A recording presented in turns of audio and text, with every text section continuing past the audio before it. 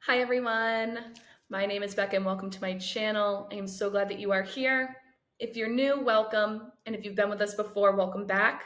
We are going to be reading the first chapter of Tumble today by Celia C. Perez. You may be familiar with her other novel, The First Rule of Punk. So if you read that book and loved it, you'll be sure to love Tumble as well. I'm super excited to share this novel with you, or the first chapter of this novel, and we are going to start by reading the inside front cover to get an idea of what this book is going to be about. 12-year-old Adela Addie Ramírez has a big decision to make when her stepfather proposes adoption. Addie loves Alex, the only father figure she's ever known, but with a new half-brother due in a few months and a big school theater production on her mind, everything suddenly feels like it's moving too fast. She has a million questions, and the first is about the young man in the photo she found hidden away in her mother's things. Addie's sleuthing takes her to a New Mexico ranch, and her world expands to include the legendary Bravos, Rosie and Pancho, her paternal grandparents and former professional wrestlers, Eva and Maggie, her older identical twin cousins, who love to spar in and out of the ring, Uncle Mateo, whose lucha couture and advice are unmatched, and Manny, her biological father, who's in the midst of a career comeback. As luchadores, the Bravos carry a strong legacy. But being part of a family is so much harder. It's about showing up, taking off your mask, and working through challenges together. Okay, sounds like there is going to be a lot going on for Addie. All right, let's dive on into that first chapter of Tumble. Okay, chapter 1. I bit into a French fry, one of those tiny, crunchy pieces that always makes their way to the bottom of the pile, just as Apollo slammed a folding chair across the eagle's back. The small TV on the shelf behind the counter was muted, and while I couldn't hear the whack of metal against muscle, it startled me anyway. I flinched and jabbed myself with a shard of potato so hard that my eyes watered. "Oi," Alex said. He peered up at the TV from the flat-top grill and let out a slow whistle. "El Aguila is getting his butt kicked again, eh, Adelita?" "Yeah," I said. I ran my tongue over the fresh cut on the roof of my mouth. "Again." "Maybe he'll win this one, right?" Alex winked at me and cracked an egg into a bowl. I watched as he attacked the egg with a fork. Alex said the key to making a good scrambled egg was to keep the heat low and to beat the egg before pouring it into the pan. In general, I found the idea of eating eggs gross, but even I had to admit that Alex made a fine scrambled egg. Still, when he caught my eye and motioned to the runny glob he was cooking, I shook my head. Bacon grease popped and snapped on the grill as Apollo smacked the palm of his hand across the eagle's chest. A sizzle and the scrape of a spatula accompanied the eagle bouncing off the ropes, zipping across the ring, and attempting a failed clothesline. My insides jumped as if the mat, which vibrated with each impact, were sitting in the middle of my stomach. On screen, the eagle showed no signs of winning this one. He struggled to get up, only to be met with the toe of Apollo's golden boot. He didn't stand a chance. "Why does the eagle always have to lose?" I asked. "Because he's a jobber," Alex said, not looking up from the grill. "What's a jobber?" "A jobber puts over the other wrestlers," Alex explained as the eagle tried to untangle himself from the ropes. Plain English, please." "It means his job is to lose and make the other guy look good," Alex said. "He's not a heel nor a face, not a bad guy and not a good guy, just a jobber," I finish. Unlike Apollo, who was definitely the good guy, he's the one you're supposed to want to win. But Apollo had enough people cheering for him already, so I found myself going for the masked luchador. Mom says someone has to root for the underdog. That someone is me. While the eagle slowly got up and rolled back into the ring, Apollo climbed to the top turnbuckle and waited like he was the bird of prey. I knew what was coming next. Wrestling might look like chaos, just a couple of people brawling, but it's a ballet. And anyone who was a fan would know that the final curtain was about to drop. Sure enough, when the eagle stood and turned, Apollo pushed off like his boots had springs, flying through the air in his signature closing move, the sunset. And that's lights out, Alex yelled, just like the ringside announcer did every time Apollo finished off an opponent. He slashed his spatula through the air for dramatic effect. Hey, I said with a frown, whose side are you on anyway? Yours, Adelita, he pointed at me with the spatula. Always. I rolled my eyes. Alex was my stepfather. He was supposed to say mushy stuff like that. Alex lifted his Albuquerque Isotopes baseball cap, revealing the shiny bald spot that had expanded over the years, the area of hair on his head shrinking like a polar glacier. He wiped his forehead with the back of his hands before pulling the cap on. Order up, he yelled, smashing the bell on the counter. On the TV screen, the eagle lay motionless in the ring. Get up, get up, get up. I thought the words so hard I was giving myself a headache.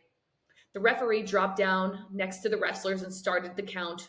1, he slapped his hand against the mat. Get up. 2, the crowd was counting along with him now.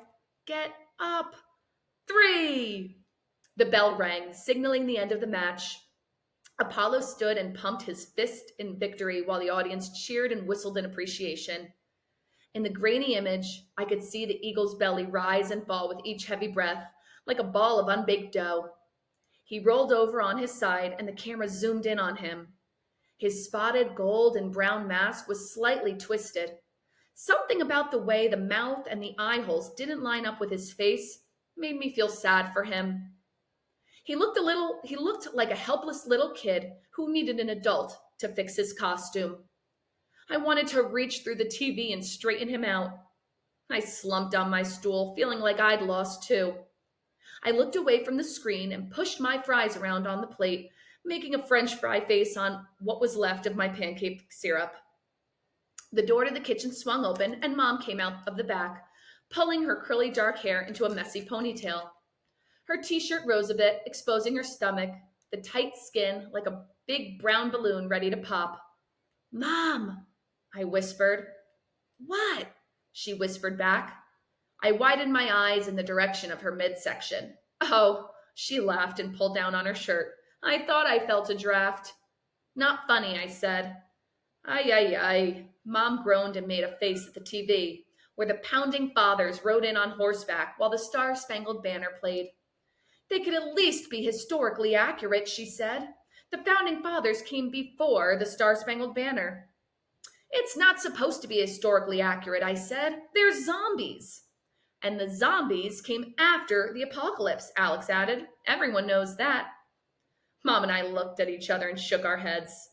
Does this have to be on all the time? Mom asked, reaching across the counter and switching off the TV. It does, Alex said. This is wrestling country, lady. And it was. Roswell had its aliens. Albuquerque had its hot air balloons. We had wrestling. Lots of people came into Esperanza, one town over, for Cactus Wrestling League matches at the arena. The diner stayed open later on the weekends to feed hungry fans after the matches. The menu was even separated into 2 sections, the undercard, breakfast and lunch, and the main event, which was dinner, of course. Alex had grown up a wrestling fan.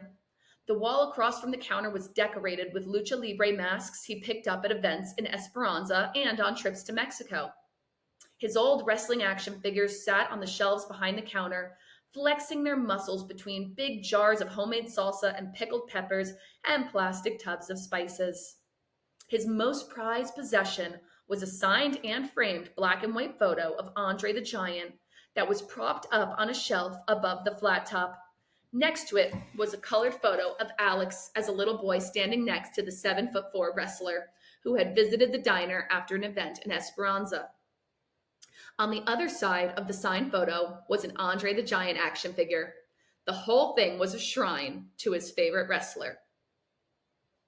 It was hard not to be a wrestling fan in the Dos Pueblos area. The neighboring towns of Thorne, where we live, and Esperanza, where Cactus Wrestling happens. I wasn't a fanatic like Alex, but I liked the characters and the costumes and the stories. Wrestling was a lot like mythology, and I loved mythology. It's too early for body slams, Mom said. Mom was definitely not a fan. And it's giving me indigestion. You sure it isn't you know who? I pointed to her pregnant belly. That's possible, Mom said. She looked at my plate. Speaking of indigestion, the last time I checked, French fries were not a breakfast food. Says who? I asked. I tried to give her some hope, Marlene called over the table she was wiping off. She laughed at her own joke. There were a lot of things about the Four Sisters Diner that hadn't changed since Alex's grandfather opened it in 1963. Marlene Rosado was one of them. Marlene was the closest thing I had to a grandma.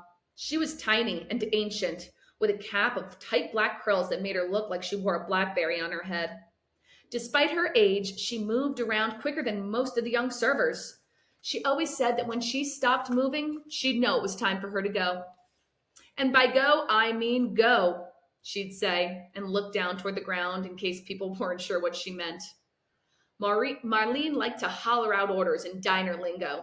She said things like, moo and rap, for beef enchiladas, and don't cry over it, for no onions. She said diner lingo was a dying language. These young people today speak in mojitos, she said one day. I told her the word was emojis. Mojitos, emojis, whatever it is, there's no poetry in it, Marlene complained. Anyway, hope is diner lingo for oatmeal, which is funny because oatmeal seems about as hopeless a breakfast as I can imagine. Oatmeal is cringe, I said, even more than eggs. Besides, French fries are practically hash browns, and I had a piece of French toast too. Ooh la la! Alex twisted an imaginary mustache. French fries and French toast. Oui, oui, mademoiselle. You are reaching dangerous levels of corniness, Mom said, but she laughed anyway as she bent down to pull something from behind the counter. Look what I remembered. She placed a white poster board in front of me. What are you doing with this again?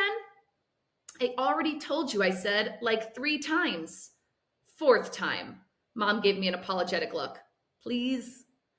It's for the mythology assignment, Alex said, walking to the end of our counter while Carlos looked over the flat top. See? He remembers. And what's that supposed to mean? Alex pouted. I didn't say anything, but what it meant was that stepfathers don't have to remember. I knew that, Mom tapped her forehead. Between getting ready for the baby and helping with the diner and her real job at the museum, Mom said she didn't have room for one more thing in her brain. That one more thing was me, I guess. She said it was good that I was old enough to take care of a lot on my own. I thought it was pretty convenient how I was old enough to handle stuff she couldn't remember or make time for, but not old enough for everything else. Your mom has a lot on her plate right now, Alex said. He looked at his watch. Don't leave. Let me grab your lunches. Mom came out from behind the counter and put an arm around my shoulder. She gave me a little squeeze. Mom wasn't a hugger, and awkward hugs from Mom usually meant one thing. How are you feeling? She asked, tucking a strand of hair behind my ear. Mom wasn't very good at showing her feelings. I think expressing herself made her uncomfortable. Like I feel when I see people kiss in movies. I'm fine, I said, shimmying out from under her arm. Alex came out of the kitchen with 2 brown paper bags that he set on the counter in front of us. Sardine and horseradish sandwiches. He let out a maniacal laugh and went back to the flat top. Mom and I both scrunched up our faces. You're always fine, Mom said with a sigh. I wish you would tell me how you're feeling. You're just like me. Why do you always do that, I asked, opening my lunch bag and sniffing, just in case. Do what? Just like me, I mimicked and sighed. Who else would I be like? The question wedged itself between us, like when we would have to squeeze 3 people into one seat on the school bus for field trips. We haven't really talked about the adoption, Mom said. She looked at me and then over at Alex. We have these old ornaments that we put up at the diner's Christmas tree every year. The glass is so thin that they shatter easily and they're impossible to clean up. Little flecks everywhere. Sometimes talking with Mom felt like putting up those decorations. Each word, each feeling was a delicate glass ornament that could break if it wasn't handled correctly. The adoption was one glass ornament. My biological father was another. Sometimes it was just easier to not talk. I'm fine, I said again. I took a sip of milk. The raw spot on the roof of my mouth hurt. And I have to go to school. Unless, no, unless, Mom said. We'll talk later. But she seemed relieved to not have to continue her attempt at a conversation. Don't forget this. She nudged the poster board toward me, then tugged on her shirt again before collecting my plate. When she turned away to scrape the french fry face into the trash, I grabbed my lunch bag and the poster board and hopped off the stool so fast I almost tripped on my own feet. I pushed open the diner door with my sneaker, ignoring Alex's enjoy your sardines and horseradish, ignoring Mom's have a good day, ignoring Marlene's wave at the window. I threw the brown bag in my bike basket and pedaled away. Okay, that is the end of the first chapter of Tumble by Celia C. Perez. I am really curious to see what ends up happening for Addie. It sounds like she has a lot going on and her family has a lot going on. If you enjoyed this first chapter, grab this book, check it out. And if you enjoyed this video, please consider liking and subscribing. Oh, and I forgot to mention, teachers, if you are reading this with your students, there is a free handout in the description where you can have your students follow along with this First Chapter Friday. All right, hope to see you guys again soon for the next First Chapter Friday.